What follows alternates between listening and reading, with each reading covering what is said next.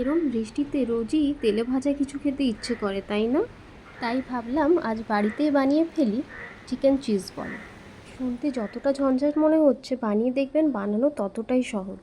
প্রথমে চিকেনের সলিড পিসগুলিকে ছোট ছোট করে কেটে তাতে আদা, রসুন, লঙ্কা, অল্প নুন, ধনে, জিরে গুঁড়ো দিয়ে ভালোভাবে পেস্ট করে নিলাম। পেস্ট করার আগে আমি তাতে অল্প ব্রেড দিয়ে দিয়েছিলাম যাতে বাইন্ডিং ভালো হয়। ব্যাস, এবার পেস্টটিকে এভাবে গোল গোল করে তার মধ্যে চিজ দিয়ে ভালোভাবে রাউন্ড করে নিলাম। এবার ব্রেড ক্রাম্পে দিয়ে, তারপর ডিম দিয়ে কোট করে আবার ব্রেড ক্রাম্পে কোট করে নিলাম। এবার আর কি, তেল গরম করে ভালোভাবে এপাশ ওপাশ করে ভেজে নিলাম। ব্যাস, তাহলেই রেডি আমাদের চিকেন চিজ বল। দেখলে তো বানানো কতটা সহজ। এই ওয়েদারে চায়ের সাথে গরম গরম খেতে অসাধারণ লাগবে। তুমি চাইলে কিন্তু এইভাবে কোট করে পরের দিনের জন্য ডিপ ফ্রিজে রেখেও দিতে পারো। খেতে ইচ্ছে হলেই ভাজো আর খাও।